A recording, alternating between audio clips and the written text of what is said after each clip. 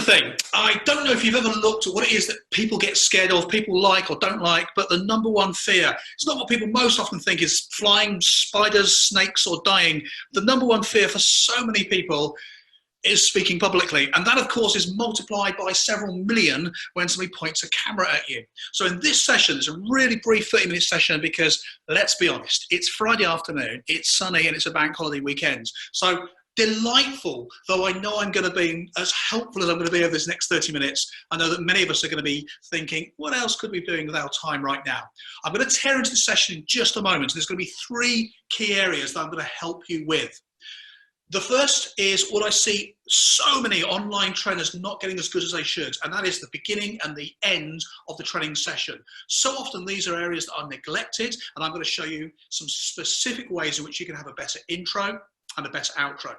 I'm then going to move on to look at the difference between how and what you say and how you say it. And that's all about you as a presenter. And a lot of people don't like to see themselves as presenters. They tend to think, well, I'm a trainer, but now I've got to do it on the camera. Or I didn't even want to be a trainer, but something's happened and I've now got to share this knowledge. I'm a subject expert, for example. Or maybe people get a little bit caught up in the whole idea of presenter sounds a little bit like they are somewhat super arrogant, but actually it's as a specific set of skills like anything else. And I'm going to share with you some really simple things, whether you are incredibly experienced and you pretty much got this and you think it's a refresher, whether you're brand new, maybe reluctant, or somewhere in the middle. I'm going to give you some actionable points that you can do. I'll give you a bit of homework as well if you fancy rising to the challenge. And the third and final section I'm going to do in this very quick 30 minutes is 5 simple things you can do for better engagement with your audience. So that's the plan. Now, before we get started, Matt, do me a favor. Would you just put on the original title screen, please, for me, just so that I'm a little window in the corner. Is that possible? Yeah, of course. I'll just launch it up there, so I'll just share my screen with you. Just while you're doing that, here's what I'd like you to do, please. I'd like you to think of your favourite food item, right? Now, I know that's a slightly weird thing. Matt, I can't see my own self there. I can see you, which is lovely, but I need to see where I am in relation to the camera. Otherwise, it's going to be a little bit tricky. Can you help me with that? Yeah, of course. You should be able to just choose the show thumbnail video on your screen. Show the what, sorry? Show thumbnail. So where I appear, there you go. 2 boxes. Yeah, that's fine. Great stuff. Good stuff. Okay, thank you. So, here's what I want you to do. Think of your favourite foods. Now, it doesn't matter what your favourite food is, but think of your favourite food right now. And then what I want you to do is to think of the 3 words that describe your favourite food. It literally doesn't matter what that favourite food is. But I want you to type in, please, into the message bar. Don't send it yet. Type in the 3 words that describe your favourite food. So, as an example, if my favourite food was cheese on toast, my 3 words might be cheesy, hot, and simple. Okay, let's face it, cheese on toast is pretty good, but it is cheesy, it is hot, it is simple. So I'm going to give you literally 15 seconds. The first food that springs to mind is perfect. That food, type in the 3 words that describe that favourite food. I'm going to keep talking because I've got to move on to a lot of content here, but get your 3 words typed in right now, and you've got about 7 seconds more to get those 3 words in that describe your favourite food. I pick cheesy, hot, and simple, and be ready to send these 3 words. So there's the time you've had up until now. Just before you hit send, I want you to go back to the message bar and please add in the words, I am. Okay, so do that for me right now and hit send, please. Matt, just tell me when you get a few of those popping through. Yeah, we've had absolutely loads coming through. Okay. Fantastic ones. That's some good ones, yeah? Yeah, absolutely superb. Excellent. Oh my God. I'm tasty, delicious. I am spicy, comforting, and easy. I'm saucy, rich, and French. I want to talk to that person. Right. So before we go any further, thank you for typing those in. Now, here's the thing. Very often at the start of a training session, people want to do some very quick little activity, some kind of energizer. And there's a lot flying around now. Things like tell somebody something about you that nobody else knows. Now, I have a major issue with that game. No disrespect if you love it, but I always think if nobody else knows that thing about me, keep it to yourself, right? It's too easy to go horribly wrong. It's a little bit like the, I think somebody said to me the other day, what I do just at the start of a session of 10 or 12 delegates, I ask everybody to stand up so I can see what they're wearing. That has the capacity to go horribly wrong. And I'm not being all over the top here and really taking it very, very seriously, but let's try and help our learners to relax into the session, right? So that particular game I've just played, what a great way to start pretty much any session. Let's say we were doing coaching your colleagues right now, and there was 12 of you. I could put you into 3 or 4 rooms and give you 3 minutes, introduce yourself to each other with those 3 words. That gives you a ha ha ha ha moment, and then you can get into the content. Or I could ask you, if it's a really small group, 4 or 5 people, right, I'm going to give each of you the window for a couple of minutes, introduce yourself and talk us through what you want to get out of the session. The key is, what I want you to do is to engage with something immediately, and I don't want you to feel awkward or embarrassed about it. Now, let's get into these 3 key things that we're going to be talking about. And the first thing I've said I'm going to do is talk about the intro and the outro.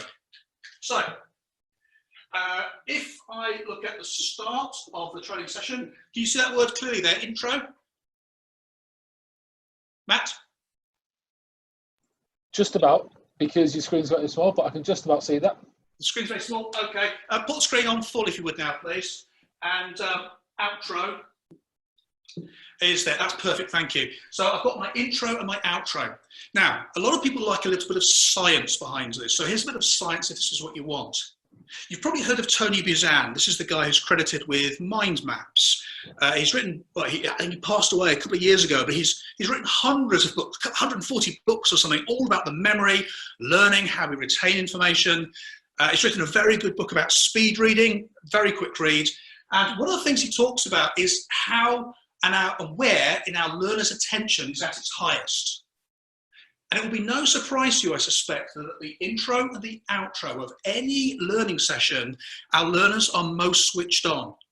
Now think about this. If you've watched a series of speakers, no matter how good or how bad the previous one was, when the next one starts, you have that little lift of energy, don't you? You have that moment of, oh, okay, let's see what this is going to be about. You have that moment of trying to see what the next stage is going to be. And so at the intro, we can absolutely use this to get our audience's attention immediately. Now, too many trainers will waste this time saying, let me tell you a little bit about our business, or let me tell you about the rationale behind this, or let's agree some of the rules of this online session. Now, if those things are important to you, that's fine. I think one of the worst things that trainers do is they'll walk on and say, right, before we get started, let's talk about me for a bit. And they go through a PowerPoint of all about them. But this opening start of the session, the intro, is one of our most brilliant times to get our audience's attention immediately. So if you do have to introduce yourself, because that's a rule of your business, if you feel it's important to talk about the background to the program, if what you want to do is to go through the rules of the session, but by the way, why not ask your delegates to tell you the rules? What I'm really thinking about here on the intro is always a question is a very powerful, a story, or an activity. Now, these are really simple to do. And if you think back to the start of my training session just now, it was only 10 minutes ago, I used an element of all 3 of these. You don't need to do all 3. You can just start with a question. So think about the difference. If your learners checked into your session and on the screen was, what's the #1 issue facing our business today? Or what would stop you from coaching more of your colleagues more often? Or what ways can you identify to reduce the bottom line? Whatever your question is, you could start with that question right at the beginning of the event. Now, you might then still want to introduce yourself or talk about the session or whatever, but a question has this effect on people's brains right from the start. They know that this is going to be more of a 2-way process. Now, what I love about stories is that too often in corporate training, we can find ourselves going through facts and figures and data. And compliance training is a good example of this, health and safety or some work in HR, because there's a lot of data to get through. But stories have this amazing way of getting into our emotions. Now, I'm sure as learners and trainers, you know about how many senses are there? There's 5 senses, right? If we forget fashion. So we can see stuff, we can hear stuff, we can have an emotional feeling. kinesthetic, visual, audio, and kinesthetic. If we rule out olfactory and gustatory, because you're not going to be smelling or tasting your delegates, then you've got 3 ways to get into your audience's brain. And too many of us rely on a succession of PowerPoint slides. Too many of us rely on, I'll occasionally throw in a hilarious video from YouTube. Too many of us will do things like, here's the theory, now discuss it. Here's the theory, now discuss it. But a story allows us to get into that part of the brain that is a really valuable way to help people start to think about the content, start to think about the idea that you're putting forward. It's a really simple and easy and impactful way for you to drop in an idea. I'll give you a simple example. Let's say this was a session, and I won't tell you the topic in a minute of the session, but let's say this was a training session, and I walked on, and instead of going, okay, I'm going to introduce myself, my name's Graham, and this is where I work, and da-da-da-da-da-da, because at that point, you are going into a pattern. And because you're in a pattern, you're no longer listening. Instead, I walked in and said, a little while ago, a barber, remember those? A barber opened up in a small town. And in order to promote their business, they put posters everywhere that said, opening offer, £1 haircuts. Now, the local barbers were going, what are we going to do? This is a disaster. But the following day, one barber had solved it. Everywhere these posters were up saying £1 haircuts, this existing barber had put up signs saying, we fix £1 haircuts. Now, if I started with that story, this session could have been on sales, it could have been on marketing, it could have been on agile thinking, it could have been on leadership, it could have been on a number of things. So by dropping the story and letting you come up to your conclusions, it's a great way to launch the topic. And finally, an activity, getting you to do something. So I mentioned explaining the rules of the session. Why do so many trainers do that? Why don't we instead say, get into small groups and come back with the 3 things you want to get out of today's session? Or get into small groups and let's agree how we're going to be working over these series of courses we've got over the next 5 weeks. We can get our audience to do an awful lot, and we can mix these 3: questions, stories, and activities. Now, in a moment, I'm going to ask you just to consider these, and for any questions, comments, or observations you might have, to type them in. I'll give you a 30-second break to do that. But just before we do, let's also look at the outro. So the outro, I'm going to suggest there are 3 key things that I always do at the end of an online training session. The first is I'm always going to do a CTA, a call to action. So I don't want to put up a slide that says, this is what we covered today. Because the moment you do that, your audience starts switching off because they know what we covered, because they heard it, and they stop listening, even though they don't remember it all. But if I say to people, small groups, that's 10 of you, get into small groups, pick the one thing that you are definitely going to put into place as a result of this course. I want to move it from passively watching on the screen to doing it live. And I want you to identify that one thing. Now, so far already, there's probably some of you statistically who are thinking, I'm going to try that. There's potentially some of you thinking, I already know that. But what I want to do is to move you from just telling you to doing something. So I always want to put a call to action at the end. The second thing I always want to do is to notice your involvement and your engagement. Too many trainers will say, thanks so much, that's been great, blah, blah, blah.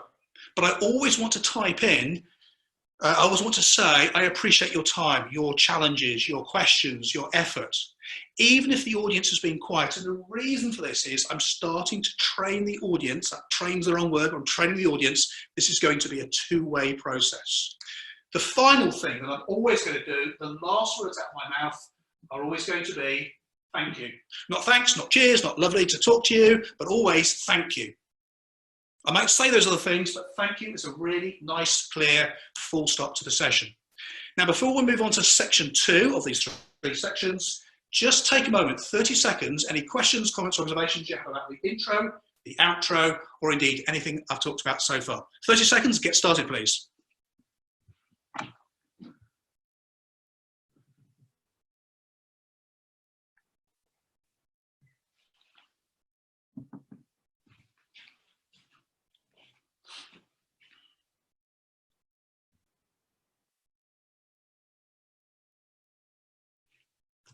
Okay, just 15 more seconds. We will have some questions and answers at the end, but if you have any questions or comments, observations, Just type them in right now. And I will deal with as many of those as I possibly can as we get towards the end. Love the energy, love the 30-second pause, thank you. Yeah, 30-second pause, by the way. See, I'm quite a fast tempo rhythm person, you may have noticed, which is why sometimes I've got to slow it down a bit. And I sometimes need to give you time to process what I've just said. And it's easy when we're doing stuff to be thinking we've got to be loads of energy. I'll talk about that more in a moment. Okay, there's your 30 seconds. Let's move on to the second section, which is the difference between how and what. So, these two words, that's a terrible colour to use, isn't it? Let's use blue. How, Matt, can you see that? Yep. Good stuff. So, how and what? Now, most online trainers, I can't speak for you because I've not seen you train, but most online speakers get really caught up in what. And sometimes this isn't our fault. Sometimes the client says, I want you to cover this, this, this, this, and this. And by the way, you've got 45 minutes, okay? This particular topic we're talking about now, I could talk about 5 days for it, pretty much non-stop without repetition. But we've got 30 minutes. So a lot of trainers get caught up in what I'm going to tell you. The phrase cover off is used quite a lot. And by the way, have you ever noticed how sometimes you just about manage to fit in the stuff you've got to fit into your course time, and then you get an email from somebody very senior who goes, oh, I understand you're doing this. Would you mind just dropping in some of these slides for me? Really helpful. And people get caught up in the what. But I'm going to urge you to consider the how. Because the shocking breaking news is this: how you present is of equal importance to what you present. Now, a lot of people don't really like to consider that. And when they do consider it, they think, no, no, no, it's all about the what. It isn't. It's of equal importance how you put the information across. Now, whether you pre-teach, whether you ask questions, whether you show slides, whether you put an infographic on, whether you're talking as I am now, whatever it is you do is absolutely fine. But the two things that are most under your control are your performance, and I am using the word performance, and your relationship and closeness to the camera. You see, if I take a step back, this feels very different all of a sudden, doesn't it? And if we're having a small discussion, again, let's say 10, 12 people, and somebody's on the camera now and asking me a question, I can demonstrate that I'm listening. You know how horrible it is when you ask a question and it goes out into cyberspace and you don't know if the other guy's listening. It's horrible. So actually, I've set this space up here so I can create different moods just by moving. And the interesting thing is, I'm a very gestural speaker, so I need to be able to see my hands. That's how I work. But isn't it great if I need to emphasize a point? I can come right up close to you, way closer than I could live, because questions would be asked if I got this close to you live. But I can then change the pace and the tone very fast, which is the second part to how we do this. One is your position to your camera. If you're currently presenting in the kitchen, where it's between the back door and the bin and a pile of books to make it look like you're learned, right? That's a terrible position. If that's all you've got, that's what you've got. But ideally, the position to move or the ability to be able to do things helps. I can take myself right off the camera, no problem at all whatsoever. But if you've never checked where you are and how your picture looks, you won't know you're no longer on the camera, which is no good. So a little bit of rehearsal up front is helpful, but also the way in which you speak and put the information across. So you've noticed that I've got lots of energy when I speak. But you've also noticed that sometimes I stop talking.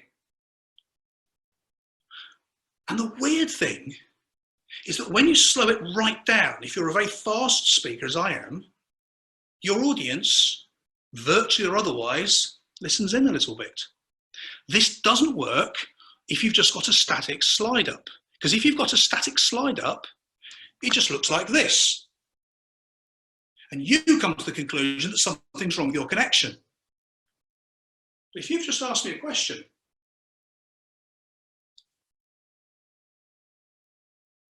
you can really let it go a bit. You can really make people hang on to your every word.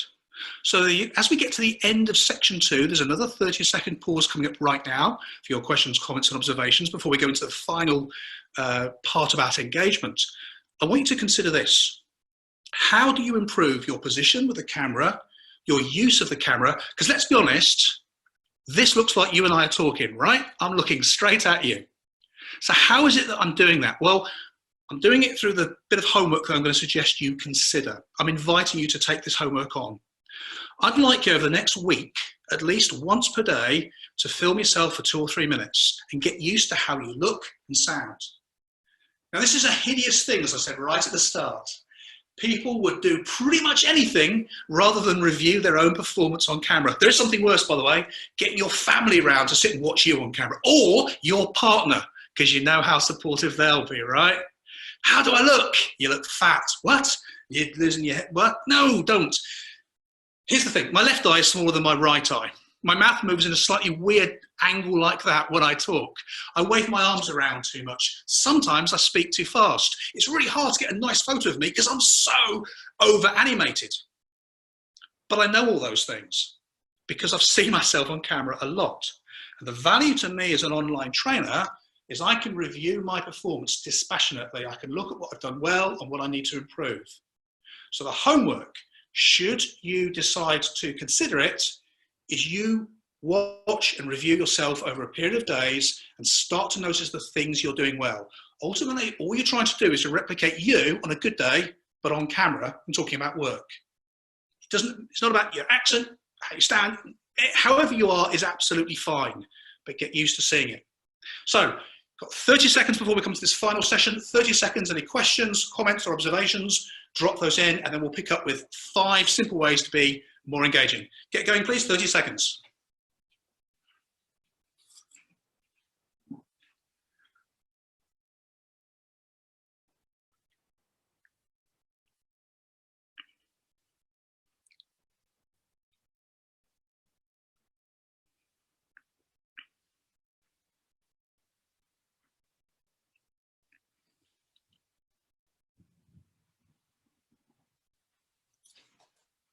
Okay, just 10 more seconds. And Matt, I want you to be ready on the subtle cue that I give you when I say now to do the thing we talked about, which will be the second one.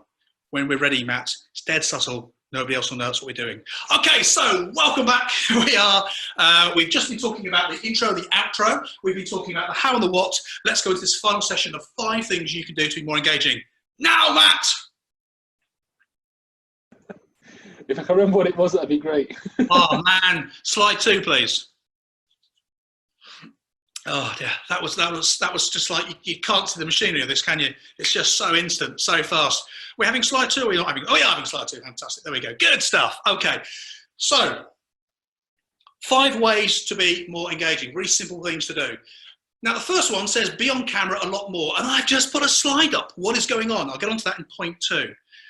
But point 1 is really simple. I don't know how you present. I don't know what you currently do when you present, but the single thing you can do now is to be on camera more. If you've got slides that say, this is my name and this is who I am and this is where I've worked, quite apart from the fact, I'm sorry to break this to you, if it's what you're doing, no one cares. That's not flippant, it's true. Apart from that, why don't you stand up and say who you are? If you want to talk about your credibility, positioning, and I get that. If you want to introduce yourself, if you want to say, okay, the reason we're doing it, do it live. You've got to do it live. The more you do on camera, the more engaging it is, because now we're talking. We're not looking at static slides. The second point I want you to consider relates to why we're now on a slide. And if you're into neuro-linguistic programming, NLP, you'll know about pattern interrupts. I referred to patterns earlier.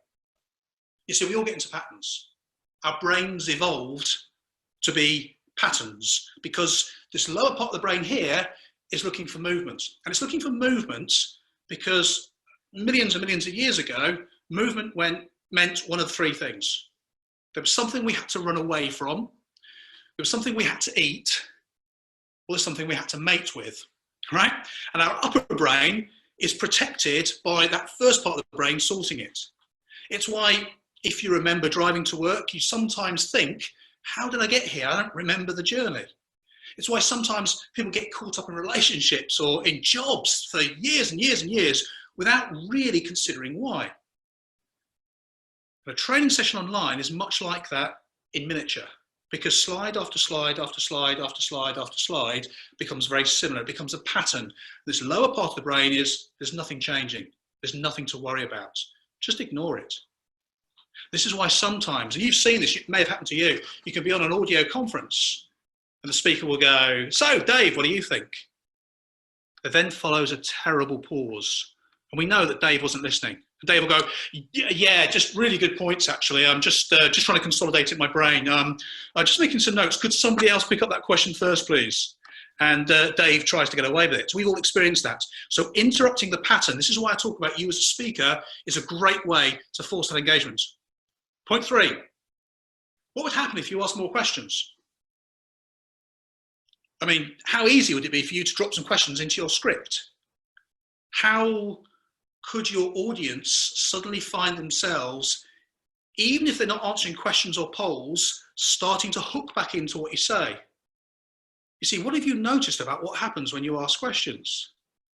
How have you seen people's reactions change simply by asking the question?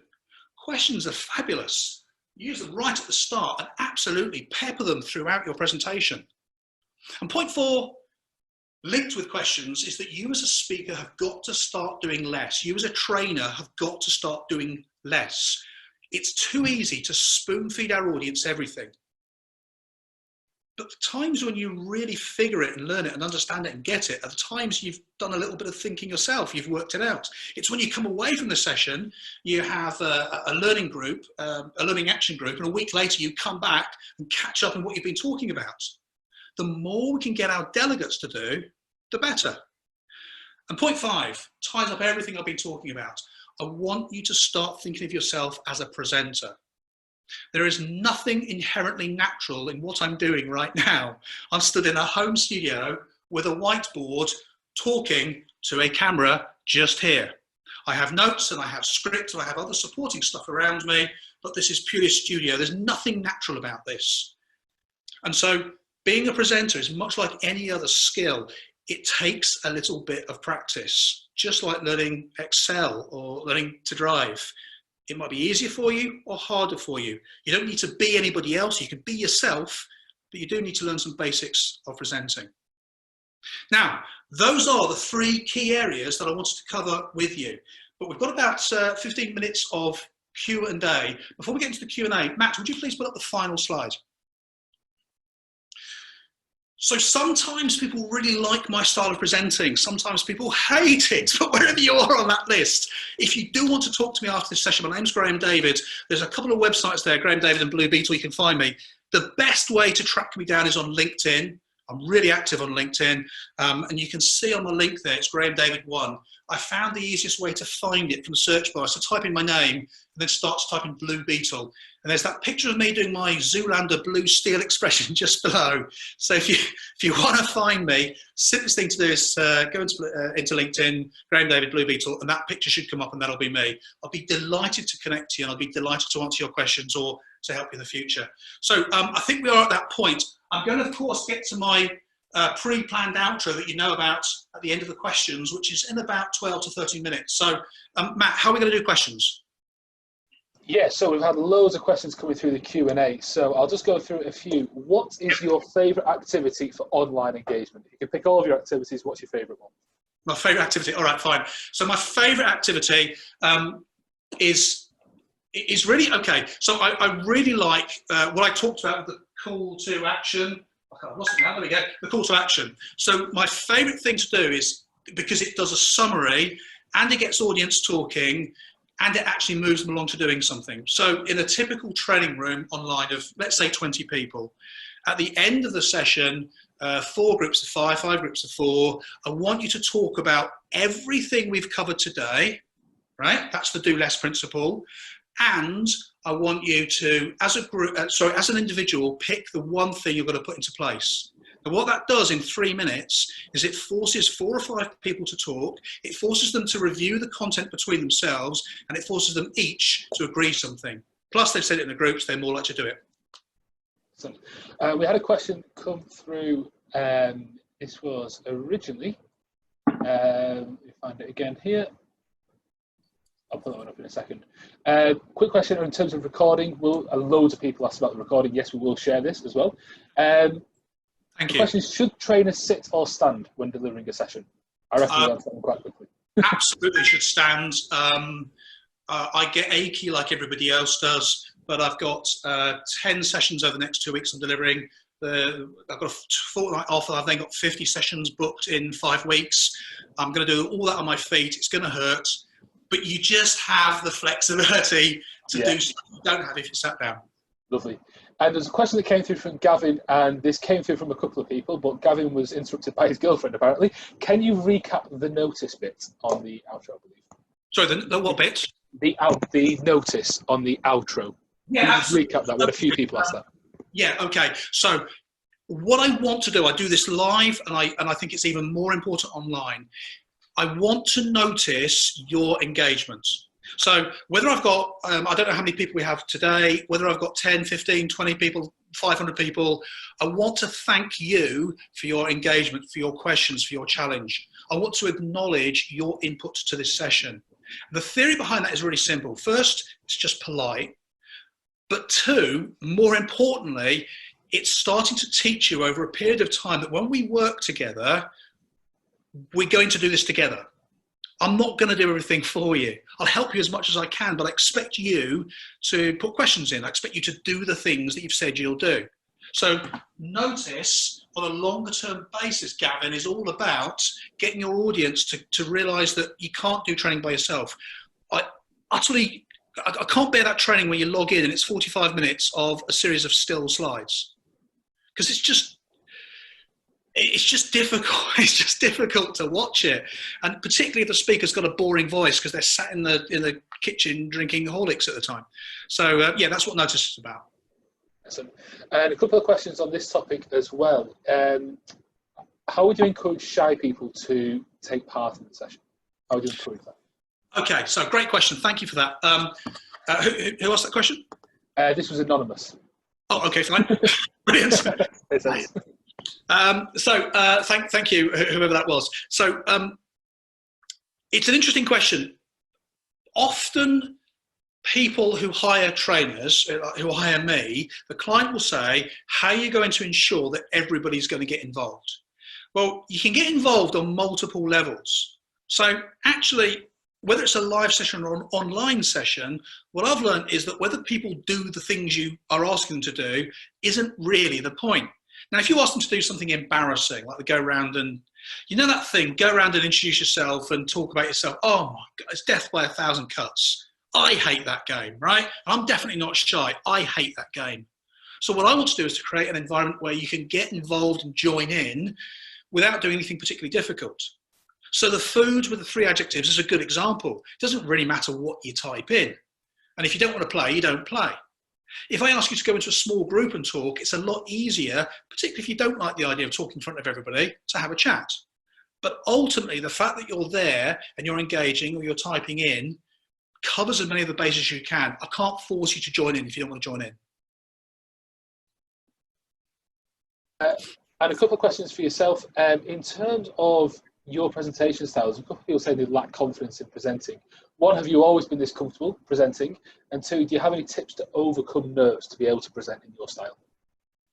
Okay, so when I was 15, I was incredibly shy, and it sounds like an epiphany and lights coming from above. And I literally decided one day, God, this is depressing. And I remember going with my mate James to go and talk to Penelope and Alison, who were also at my school. I remember my heart was doing this and everything. And I remember deciding I'm going to be confident. So if you want the really short, brutal answer, you've got to pretend to be confident. Am I now naturally confident? Yeah, I spent a bit of time making myself confident. And one of the reasons I've suggested the homework is because the more you see yourself online, the quicker you can move away from thinking, oh God, the angle's wrong. My chin looks a bit big. I should have shaved again. Oh, my shirt, why did I wear that one? You move away from that. You're actually able to focus on the technique and the quality of what you're doing. In terms of getting more confidence, it's a number of things. Part of it is choosing to be more confident. Part of it is realizing that the bar for many online trainers is so low that even if you just ditch half of your PowerPoint slides, you could be way better than a lot of people. And the key to this is actually learning from social media, and not just grown-up stuff like Facebook or LinkedIn. You can actually learn a load from TikTok, believe it or not. Now, I know you've heard of TikTok, even though professionally you go, oh, it's just for the kids. But you like watching TikTok the same as everybody else does. The thing about TikTok and LinkedIn and Facebook and everything else is that the current vogue is to be yourself, be authentic, be really you. Now, on a professional network, I'm going to guide a little bit of caution about how you really are, but actually you can be a lot more you than you really think. So if you're quite a quiet person, there's nothing wrong with that. And actually, if you find it really difficult to be loud and explosive, you shouldn't be loud and explosive. If the greatest strength you've got is the ability to articulate your idea and to take your audience with you, that's what you should do. I hope that makes sense. Brilliant. And then I suppose a couple of technical questions in terms of people who are running training that might be a bit more technical. How do you manage it where there are a lot of slides, a lot of diagrams to be showing on screen, a lot of information? How would you manage that particular type of training session? So my specialism tends to be towards behaviour.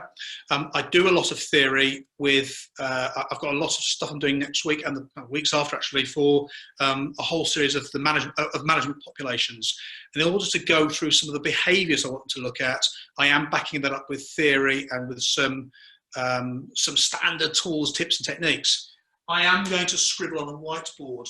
But the other thing that's a really good idea is to send the theory or the diagrams or the data to your audience in advance. Now, there's nothing to stop us doing that, except that traditionally as trainers, we want to keep the information for ourselves. So I don't want you to know it until I've explained it. Actually, everything's available online anyway. So when I talk to HR professionals, when I talk to managers about HR skills, I send them all of the stuff up front and say, make sure you know this for the course. Then we don't waste time explaining it. Now, I can answer questions about it. If I have to pull up a slide, I will. But it's more about how they use it. Very interesting. There's a few questions about your setup, where you put your camera. Is it a separate camera? Do you have a separate microphone? I think someone said, can you show us your setup? So I don't even know if you can do that. But any more tips around how you would set up a room around you, distance? So. Okay, so I don't know if I can show you my setup. I will talk you through my setup. I hope that will help. I've got a rug here, right?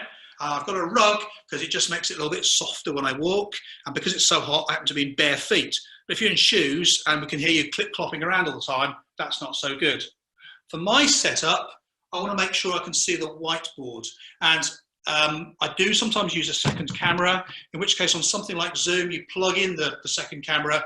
And some of the courses I'm doing next week, I'm having a second camera just on the whiteboard. So effectively, I'm having a studio over here where I can talk and I can control the studio. And then I'll step over here to a second camera for the whiteboard. I always have water just out of shot, because that's very, very helpful when you're talking, particularly if you get a little bit of energy going with it. I also always have a hard copy of all the notes that I'm going to do, because despite the fact that I've been speaking passionately and fully for 45 minutes without notes, I've got notes. I also have an off-stage area. Now, the off-stage area, I can see you and I can see my screen. Oops, there's my head, but you can't see me. And that's also really important because it allows me to go and check stuff. Plus, if I've got a lot of technical work, I put that just over there as well. Brilliant. We've had loads of questions just coming through here. I'm just trying to find some more. Yeah, in terms of, there's a question here about how would you manage a long session? So if a session was supposed longer than 2-3 hours, how would you manage that engagement? Is there any tips and tricks for longer online sessions? Okay, so the longest session I tend to do online is 2 hours. Most delegates want about 90 minutes. Much more than that becomes very, very difficult. But I've got a client coming up who wants 90 minutes in the morning, 90 minutes in the afternoon. So actually, this is where the do less principle comes in, because we do something before. I want you to arrive having thought about, answered X, Y, and Z. And this isn't, you know, endless booklets with thousands of things to fill in, because that's not really online training. That's, can you do a bunch of stuff and then can you bring it to the camera? Part of the engagement is we keep changing it. So it's the pattern interrupt idea.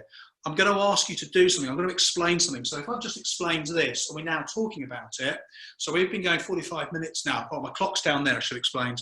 So the second thing that I'm then going to do is say, right, so having talked about intro, outro, what, how, and those 5 things, I've done that in a very compressed time. I might talk about each of those for 15, 20 minutes, and then I might break you into small groups and get you to actually put some of those things into practice. If it was an acronym for delivering bad news to somebody, then I might ask you to work in groups of 2 on a real problem. So in other words, we keep chopping and changing.